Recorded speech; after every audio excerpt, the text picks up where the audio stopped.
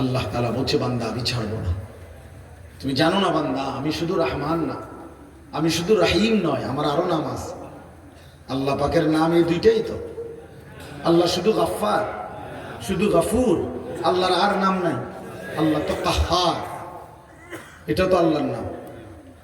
প্রবল প্রতাপান্বিত আল্লাহ তো জব্বার, প্রচন্ড ক্ষমতাধর। আল্লাহ তো যুন্তিকাম, আল্লাহ তাআলা প্রতিশোধ গ্রহণকারী। আল্লাহ তো বলছে আজিজ, মহা শক্তিশালী।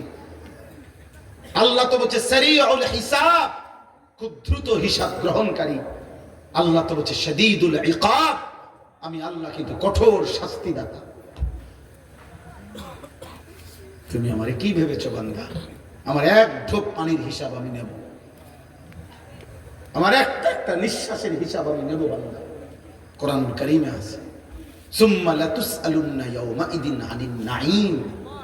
আল্লাহ বলছে বান্দা আমার দেওয়া প্রতিটি নিয়ামত আমি আল্লাহ জিজ্ঞেস করব। খোদার কসম, তাফসীরের মধ্যে আমরা নিজে পড়ছি, বাপ নবীজি সাল্লাল্লাহু আলাইহি সাল্লামের সাহাবী হযরত ওমর এবং নবীজি নিজে এবং আবু বকর সিদ্দিক রাদিয়াল্লাহু তাআলা আনহুমা, ওনারা তিনজন একবার 3 দিন টানা ক্ষুধার্ত ছিলেন। 3 দিন পরে 3টা বা 4টা খেজুর খাইছেন আর একটু পানি পান করছেন। এই তাফসীরের মধ্যে আছে। আল্লাহ নবী সাল্লাল্লাহু আলাইহি সাল্লাম ওমরকে বলছে, ওমর এই যে 3 দিন পরে আজকে 2টা খেজুর খাইলা আর এক ঢোক পানি পান করলা, ওয়াল্লাহি লা তুসআলু আন হাদান নাঈম। আল্লাহর কসম ওমর, এই 2টা খেজুর এবং এই এক ঢোক পানির হিসাবও আখিরাতে আল্লাহর সামনে দিতে হবে। ওয়াল্লাহি লা তুসআলু, আল্লাহর কসম ওমর, এই হিসাব দিতে হবে। কি মনে করছো আব্বা? খুব চালাক মনে করতেছ? হ্যাঁ, তোমার চাইতে বড় বড় ক্ষমতা দেওয়ার ফেরেশতা লাঠি দিয়া কবরে পাঠাই দিয়েছে। তোমার চাইতে বড় বড় মাতবর এই পৃথিবীতে 40 হাত লম্বা মানুষ ছিল, আদ জাতি। কোরআনে আল্লাহ বলছে, আল্লাতী আলাম তারা কাইফা ফাআলা রাব্বুকা বিআদ ইরামা যাতিল ইমাদ আল্লাতী লাম ইউখলাক মিথলুহা ফিল বিলাদ। আল্লাহ বলেন, ওই জাতির মতো মানুষ আমি আর কখনো বানাই নাই। সর্বনিম্ন সবচেয়ে ছোট মানুষটা তাফসীরে আছে 40 হাত লম্বা, সবচেয়ে কম বয়সী লোকটা, কম বয়সী মানুষটা। কমপক্ষে 300 বছরের আগে তারা কোনোদিন মৃত্যুর কল্পনাও করতো না, মরবেও ভাবতো না। এমন অহংকারী জাতি ছিল যারা হুদ আলাইহিস সালাম নবী যখন তাদেরকে কুফরি ছাড়তে বলছে, মূর্তি পূজা ছেড়ে দিতে বলছে, আল্লাহর নাফরমানি ছেড়ে দিতে বলছে, পাপ ছেড়ে দিতে বলছে, নয়তো বলছে নবী হুদ আলাইহিস সালাম, নবী যখন বলছে, ওই নবী বলছে তোমাদের উপরে আল্লাহর আযাব আসবে। তাফসীরের মধ্যে লিখছে, ওরা বলতো, হে নবী হুদ, হে বেটা, আইয়ুনা আশাদ্দু মিন্না কুওয়া, আমাদের চাইতে বেশি শক্তিশালী এই সৃষ্টি জগতে কে আছে? আইয়ুনা আশাদ্দু মিন্না কুওয়াতান, শক্তিতে আমাদের চাইতে বেশি কে আছে? কে আমাদেরকে আযাব দিবে? আল্লাহ বলেন, এই অহংকারী জাতিকে আমি একটা না, দোস্ত শোনো ছেলেরা, একটা ছেলে বোঝো দোস্ত, আমি ভোটে দাঁড়াইছি না, সবার ভোট লাগবে না আমার, আমি প্রার্থী না, আমার কোনো মার্কা নাই, কাজে আমি এটা কখনোই ভাবি না। আজ থেকে 15 বছর আগেও আমি ওয়াজ করছি, 21 বছর আগেও ওয়াজ করছি, আমি 4 জন মানুষের সামনে ওয়াজ করছি, 10 জন মানুষের সামনে বয়ান করছি, 4 ঘন্টা বয়ান করছি টানা, 10-20 জন মানুষের সামনে, এখানে গড়ির ঘন্টা 4 ঘন্টা। আলহামদুলিল্লাহ। কাজে এই সংখ্যা কোনো বিষয় না, বেশি না কম, এটা কোনো বিষয় না দোস্ত। আল্লাহর কথা ফেরি করা। এক ফেরিওয়ালা, সে কাস্টমার মিললেও তার মালের ঘোষণা দিতে থাকে, কাস্টমার না পাইলেও গলিতে গলিতে সে তার মালের ঘোষণা দেয়। হইতে পারে 1 ঘন্টা যাবত একটা মালও বেচছে না, 10 টাকার পণ্য বিক্রি হয় নাই, কিন্তু সে তার বলা বন্ধ করে না। বন্ধ করে সে গলিতে গলিতে তার মাল ফেরি করে। এই জন্য উলামায়ে কেরাম, আল্লাহর কথা যারা বলে, তারা উম্মতের দুয়ারে দুয়ারে কালেমা ফেরি করে, আখিরাতের কথা ফেরি করে। এবার গ্রহণ কে করবে না করবে সে তো মালিকের ফয়সালা। কে কে পরিবর্তন হবে এটা কার ফয়সালা? কে কে হেদায়েত মিলবে কার ফয়সালা? নবী সাল্লাল্লাহু আলাইহি সাল্লাম কাউকে এক কথা বলছে কালেমা পড়ছে, কাউরে 21 বছর বলছে, 23 বছর বলছে, তবুও সে কালেমা পড়ে না। এমন বহু কাফের ছিল যারা 23 বছর পুরা নবীরে দেখছে কিন্তু কালেমা পড়ে না। আবার কাউরে এক কথা বলছে, চেহারার দিকে তাকাইছে। হযরত আব্দুল্লাহ ইবনে সালাম মদিনার ইহুদিদের সবচেয়ে বড় জ্ঞানী পাদ্রী ব্যক্তি ছিলেন, অত্যন্ত পণ্ডিত ছিলেন ইহুদিদের। তিনি নবীজি যখন মদিনায় আসছেন, উনি আসছিলেন নবীজির সাথে বিতর্ক করতে, বিভিন্ন আসমানি কিতাবের বিভিন্ন কঠিন কঠিন প্রশ্ন করার জন্য নবীজির সামনে আয়েশা বসছে। আয়েশা মাত্র রেডি হইয়া কিতাব চাইয়া আইছে নবীজিরে বহস করে হারাইয়া দিবে। এই সময় আয়েশা উনি বলছেন কিতাবে আছে আমরা পড়ছি।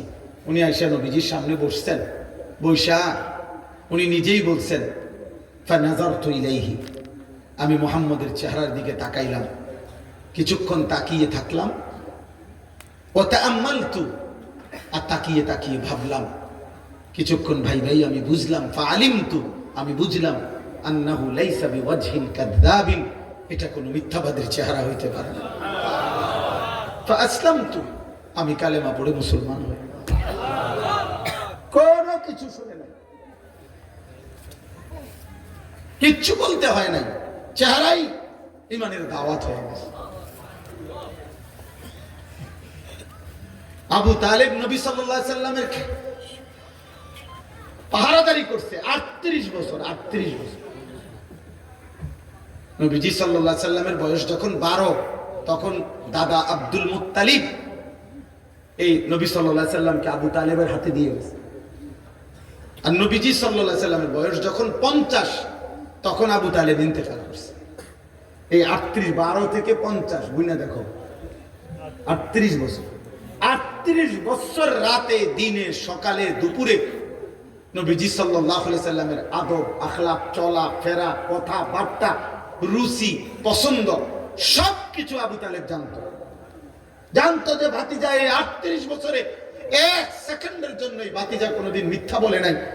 একটা শব্দ ভাতিজার চরিত্রের মধ্যে একটা দাগ লাগাবে এমন ছিল না, এটা আবু তালেব জানতো। আবু তালেব বলতো, কিন্তু আল্লাহর ফয়সালা ছিল না, যার কারণে 38 বছরের সংস্পর্শের পরেও আবু তালেব বেঈমান হয়েই কবরে গেছে। বুঝছনি দোস্ত, চালাক মনে করো না, চালাক চুল কদ্দুর রাইখা মাতবুরি মনে করো না, না না না, এটা প্রতিবন্ধী মনে রাখো। যার নিজস্ব আত্মসম্মান নাই সে প্রতিবন্ধী। যে নিজের বংশ চেনে না, যে নিজের বাবার ইজ্জত চেনে না, যে তার ধর্মের সম্মান চেনে না, যে তার আল্লাহর পরিচয় জানে না, যে তার নবীর পরিচয় জানে না, যার নিজের আত্মমর্যাদা নাই, কখনো ইহুদিরটা, কখনো খ্রিস্টানেরটা, কখনো হিন্দুরটা, কখনো খেলোয়াড়ের, কখনো নায়কের, কখনো ফুটপাতের, কখনো মোবাইলের কোনো পাগল কিংবা ছাগলের চুল চেহারা যার পছন্দ, তুমি ডাক্তার দেখাও, তুমি প্রতিবন্ধী মানসিক বিকৃতগ্রস্ত মানুষ। তো আমার আত্ম অনুভূতি আছে, আমি বুঝ হওয়ার পর থেকে পাঞ্জাবি পড়ি, আমি বুঝ হওয়ার পর থেকে টুপি মাথায় দেই। আমার প্রথম যেদিন দাড়ি উঠতে শুরু করছে সেদিন থেকে আজকের 44 বছর পর্যন্ত আমি কোনোদিন দাড়ি কাটি নাই। আমার যেদিন বুঝ হয়েছে সেদিন থেকে আমি চুল চারদিকে সমানভাবে কাটি। আমি বুঝ হওয়ার পর থেকে লুঙ্গি পরি, আমি ছোট্টবেলার থেকেই মিসওয়াক করি। আমার জীবন আমি চেষ্টা করেছি বাবা মার তত্ত্বাবধানে, উস্তাদের তত্ত্বাবধানে আমি নামাজ পড়তে চেষ্টা করেছি। তাহলে তুমি হিসাব লাগাও দোস্ত, তোমার চুল এত রঙের হলো কেন, প্যান্ট এত রঙের কেন? তোমার কোনো ধর্ম নাই, তোমার কোনো বাপ নাই, তোমার কোনো আল্লাহ নাই, তোমার কোনো নবী নাই, তোমার কোনো সৃষ্টিকর্তা নাই। তুমি কেন হাইওয়ানের মতো, জন্তু জানোয়ারের মতো এক এক সময় এক এক রঙে সাজো কেন? তোমার সৃষ্টিকর্তা কি? তুমি তাকে ছেড়ে দিলা কেন? বলো না বাপ, বলো, এগুলো কোনো চুল হইল? কোন বেঈমানের মতো চুল রাখলা? কোন বেঈমানের মতো? এত বড় বেগায়রত হইলা কেন যুবক? তুমি মুসলমান না? মুসলমানের 14 বছরের ছেলে, মুসলমানের 15 বছরের ছেলে যুদ্ধ করেছে, মুসলমানের 17 বছরের যুবক যুদ্ধের সেনাপতি ছিল, মুসলমানের 22 বছরের যুবক গোটা আফ্রিকা বিজয় করছে। আর তুমি রাত নাই দিন নাই, নারী দেখো, ছবি দেখো, উলঙ্গ নাচ গান দৃশ্য দেখো। এই অপদার্থ সন্তান, তোকে আল্লাহ শুধু নারী দেখতে সৃষ্টি করছে? হাইওয়ান। আর জীবনের কোনো উদ্দেশ্য নাই বেটা, শুধু বেড়ি দেখো না জীবন, শুধু উলঙ্গ ছবি দেখাই জীবন। এর জন্যই ভাত খাও, এর জন্যই ঘুম যাচ্ছ। এই আকাশ, এই জমিন, এই সূর্য, এই চন্দ্র, এই আলো বাতাস, এত বড় পৃথিবী দিয়ে আল্লাহ তোমাকে লালন পালন করছে। এই বেড়ি দেখতা, শুধু উলঙ্গ ছবি দেখতা, আর জিনা ব্যভিচার, নিজের হাত নিজের লজ্জাস্থানে নাপাক নষ্ট করতা, আর বন্ধুদের অসৎ আড্ডা দিতা। এই জন্যই বানাইছে। আহা বাপ, কি করলা, কি করলা আব্বা? এই কেমন জীবন বানাইলা তুমি? তোমাদের অগণিত বেনামাজি ছেলের চেহারা দেখে বোঝা যাচ্ছে কতদিন হয় নামাজ পড়ো না, তুমি জানো না। 365 দিনে, খোদার এক বছরে কোনদিন ফজরের নামাজ পড়লা না। মুসলমান এত নিকৃষ্ট হয়? নবী সাল্লাল্লাহু আলাইহি সাল্লাম বলছে, যে ফজরের নামাজ পড়ে না সে মুনাফিক। খোদার কসম, নবী বলছে মুনাফিক, ও মুনাফিক, ও মুনাফিক। নবীজি বলছে লোকটা মুমিন না বেঈমান, কাফের, পার্থক্য করার চিহ্ন হলো নামাজ। আগা কাটা না, আগা কাটা দিয়া মুসলমান আর মুসলমান নির্বাচিত হয় না।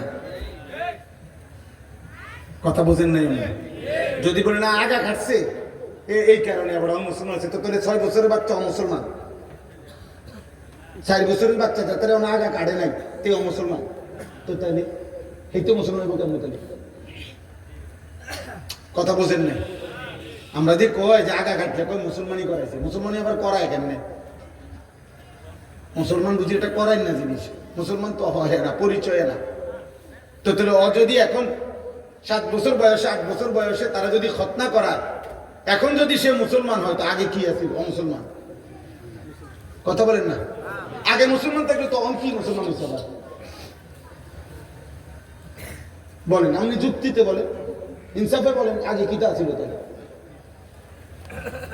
জন্মের পরে বাচ্চা মুসলমান না? ছোট্ট কোলের বাচ্চা মুসলমান না? তাহলে তারা আজান দিল কেন? তার কানে একামত দিল কেন? তারে হুজুর এনে দোয়া করাইলো কেন? তার জন্য মুসলিম নাম রাখলো কেন? তার আকিকা করাইলো কেন? মুসলমান দেখেই তো করাইছে।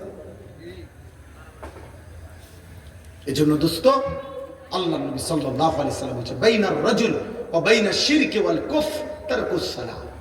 কোন ব্যক্তি মুমিন না মুশরিক, এটা পার্থক্য করার চিহ্ন হলো নামাজ পড়া বা না পড়া, এর ভিত্তিতে। চলো ভাইয়া, ভাতে তো খাও, আর কি খা, দুনিয়াই তো ভোগ করো না। তোমার রাত যখন ভোর হয়, আমার রাতও তখনই ভোর হয়। তোমার জন্য যখন সূর্য ডুবে, আমার সূর্য তখনই ডুবে। হ্যাঁ না ফরমান, মনে রেখো, তুমি আগায় না। 5 ওয়াক্ত নামাজ পড়নেওয়ালার ভোর যখন হয়, তুমি না ফরমানের ভোরও তখনই হয়। পৃথিবী সমান তালেই আগায়, রাত্র সমান তালেই শেষ হয়। সব রাতই ভোর হয়, বাসর রাতও ভোর হয়, ফাঁসির রাতও ভোর হয়। কিন্তু আখেরাত একসাথে চলবে না, দুনিয়া একসাথে চলতেছে। দুনিয়া সুখে দুঃখে একসাথেই চলে, নাফরমান আর ইমানদার একসাথেই চলে, আখেরাতে একসাথে চলবে না। আজকে এখানে তো সবাই বসছো, নামাজিরাও বসছে, বেনামাজিও বসছো। হাসরের ময়দানে এমন দাঁড়াইতে পারবা না, আল্লাহর কসম। বসার তো সুযোগই নাই, দাঁড়াইবার সুযোগ থাকবে না একসাথে। কোরআন কারীমে সূরা ইয়াসিনে আছে, আল্লাহ পাক ফেরেশতাদেরকে বলবে, ওয়ামতাজুল ইয়াউমা আইয়ুহাল মুজরিমুন। প্রথম নাফরমানদেরকে বলবে, এই নাফরমান, বেঈমান, মুশরিক, মুনাফিক, পাপী, মুজরিম, আজকে হাসরের ময়দানে আমার ইমানদারদের লাইন থেকে বের হও, আলাদা হও। ফেরেশতারা বলবে, আল্লাহ নাফরমান চিনবো কেমনে? আল্লাহ বলবেন, ইউরাফুল মুজরিমুনা বিসীমাহুম। প্রত্যেক পাপীর পাপের চিহ্ন আমি আল্লাহ তার চেহারার মধ্যে ভাসিয়ে দেব। তোমরা যাও, যাও। গেলেই দেখবা চেহারায় কম্পিউটারের মতো, কম্পিউটারের মনিটরের মতো, স্ক্রিনের মতো তার চেহারার মধ্যে সুদের চিহ্ন, ঘুষের চিহ্ন, চুরির চিহ্ন, ডাকাতির চিহ্ন, জিনার চিহ্ন, ব্যভিচারের চিহ্ন, নগ্ন নারীর চিহ্ন, হারাম দৃশ্য, হারাম গুনাহ আমি তার চেহারায় ভাসায় দেব। তোমরা দেখেই চিনবা। এরপরে কি করবে? ফায়ুখাযু বিন নাওয়াসি ওয়াল আকদাম। আল্লাহ বলেন ফেরেশতারা তখন ওই নাফরমানকে তার মাথার চুলের অগ্রভাগ এবং দুই পাও ধরে, এই চুল ধরলে আর দুই পাও ধরলে এইটি কি সোজা থাকবে না? বুঝেন না হিসাবটা? এমনি যদি ধরে আর পাও যদি ধরে তখন কি হবে? এটা ছাগলের বাচ্চা যেমন আলগি দেয়, এইভাবে আলগি দিয়া ধইরা একটা আসার দিয়া জাহান্নামে ফেলে দেবে। যা না, নাইলে এমনি ধরবে কেন? বলেন না কেন? এটা এমনি ধরার কথা না। মাথার চুল আর দুই পাও ধরবে কেন? তাইলে এমনি ধরলে এই এমনি আলগি দিবে, আলগি দিয়া ছুঁড়ে মারবে জাহান্নামে। খুযুহু ফাগুল্লু সুম্মাল জাহিমা সাল্লু। কোরআনে আল্লাহ বলছেন, আল্লাহ জাহান্নামীদের ব্যাপারে হাসরের দিন বলবে, আমার ফেরেশতারা ওরে ধর, ওরে ধর, ধর। খুযুহু তাকে ধরো, ফাগুল্লুহু বেঈমানরে বাঁধো। ফাগুল্লুহু অর্থ হলো বেঁধে ফেলো, বেঁধে শক্ত করে বাঁধবা, টাইট করে বাঁধবা। আচ্ছা কেমনে বাঁধবে জানেন? বলি, ওই ভাই শুনবা? হ্যাঁ, তাফসীরের মধ্যে আছে। বলবো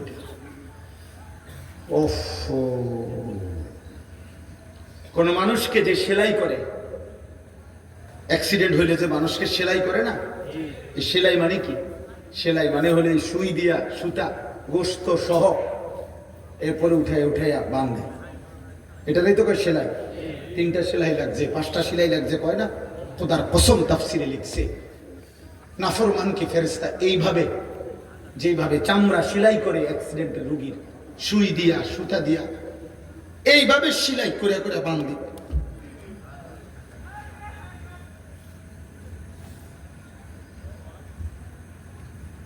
খুযুহু ফাগুল্লুহু সুম্মাল জাহিমা সাল্লুহু। ফেরেশতা বলবে রব্বুল আলামিন আমি তো বেঁধে ফেলেছি, এবার কি করব? আল্লাহ বলবেন সুম্মাল জাহিমা সাল্লু। ফেরেশতা একটা লাথি মাইরা জাহান্নামে ছুঁড়ে মারো, ফেলে দাও তারে জাহান্নামে। সুম্মা ফি সিলসিলাতিন যারউহা 70 যিরাআন ফাসলুকুহ। যখন তাকে জাহান্নামে ফেলা হবে, আল্লাহ এবার জাহান্নামের মধ্যে ভিতরে যেই ফেরেশতারা আছে, ওই ফেরেশতাদেরকে আল্লাহ বলবে, ফেরেশতারা আমার এই নাফরমান বেঈমান বান্দাটাকে 70 হাত আগুনের শিকল দিয়ে আবার তার হাতের মধ্যে বা গলার মধ্যে বেঁধে আবার বাঁধো।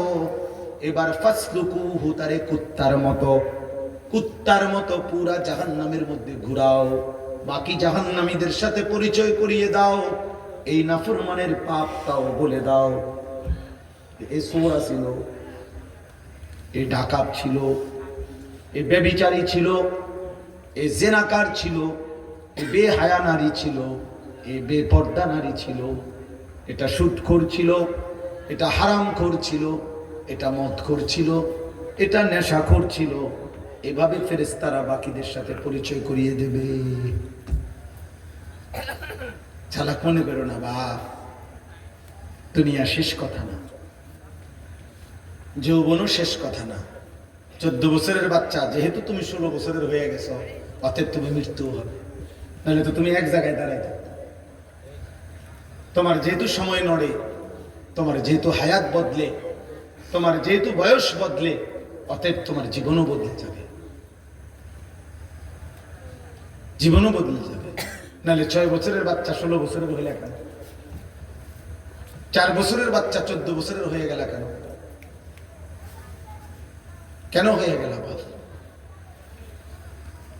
আমরা প্রত্যেকের কাছে এই রাত গভীরে আমি অনুভূতি জাগাইতে চাই সবার কাছে। বয়স্ক বাবাদেরকে বলি, 60 বছর বয়স্ক বাবা আপনি এত বয়স্ক এখনো বিড়ি খান কেন? কি বিষয় চাচা? আপনার ভিতরে কোন দিন বুঝে আসবে এটা গুনাহ? এই 60 বছরের চাচা, আপনি এখনো টেলিভিশনে নর্তকীর নাচ দেখেন কেন? বলে 60 বছর বয়স্ক চাচা, আপনি এখনো কথায় কথায় গালি দেন কেন? এখনো সুদের টাকা নেন কেন? এখনো কিস্তি নিচ্ছেন কেন? 60 বছরও এখনো এত বড় হারামখোর রয়ে গেলেন, তো আখিরাত সাজাবেন কোন দিন? কবরে যাবেন কোন দিন? মৃত্যুর কথা মনে পড়বে কোন দিন? বলেন। একজন মুসলিম মাকে বলেন, এই বোন, মা, আজকে 30 বছর 20 বছর তুমি বেপর্দা, তাহলে তুমি কি কোনোদিন পর্দা করবা না? তুমি মরবা না? 1 বছর ধরে যারা নামাজ পড়ো না বাবা, তোমরা আর পড়বা না নামাজ? আহা, কেমনে বললে বুঝতা? কিভাবে বললে বুঝতা? দয়া করে ভাবতে শিখেন। প্রত্যেকেই ভাবেন, ভাবার চেষ্টা করেন। বলেন ইনশাআল্লাহ। বলো না ভাই, ইনশাআল্লাহ বলো। আমি তোমার দয়া রহম করো তো, আমি অনুরোধ করছি। দোস্ত, তুমি তোমার পথে, আমি আমার পথে। আমি এখন এই রাত্রে টাঙ্গাইল যাব ইনশাআল্লাহ। আগামীকাল আমার টাঙ্গাইল মাহফিল, আমি এখনই চলে যাব। তাইলে যার যে ঘরে ফিরে যাব আমরা। সবাই সবার গন্তব্যে ভিন্ন ভিন্ন হয়ে যাব। কাজে কেউ কারোর জন্য আটকায় না। আমার জন্য তুমি আটকাইবা না, তোমার জন্য আমি আটকাবো না। কেউ কারোর জন্য আটকাইবে না বাপ। তুমি গুনাহ করলে তোমারে বাধা দিবে কে? তুমি কৌশল করলে, আমি তো পারতাম না, বুঝাইতে না পারো, কিন্তু রাতের 2টায় অন্ধকারে তুমি উলঙ্গ ছবি দেখলে তোমারে ফিরাবে কে? তুমি যদি নিজের লজ্জাস্থান নিজের হাতে নাপাক নষ্ট করে ফেলো, তোমারে থামাবে কি? তুমি যদি কোনো হারাম মেয়ের সম্পর্কে নিজের চরিত্র নষ্ট করে ফেলো, তোমারে ফিরাবে কি? অতএব তোমার বিবেক, তোমার অনুভূতি, তোমার আখিরাত, তোমার আল্লাহর কথা স্মরণ থাকা, এটাই তোমার গুনাহ থেকে ফিরাবে।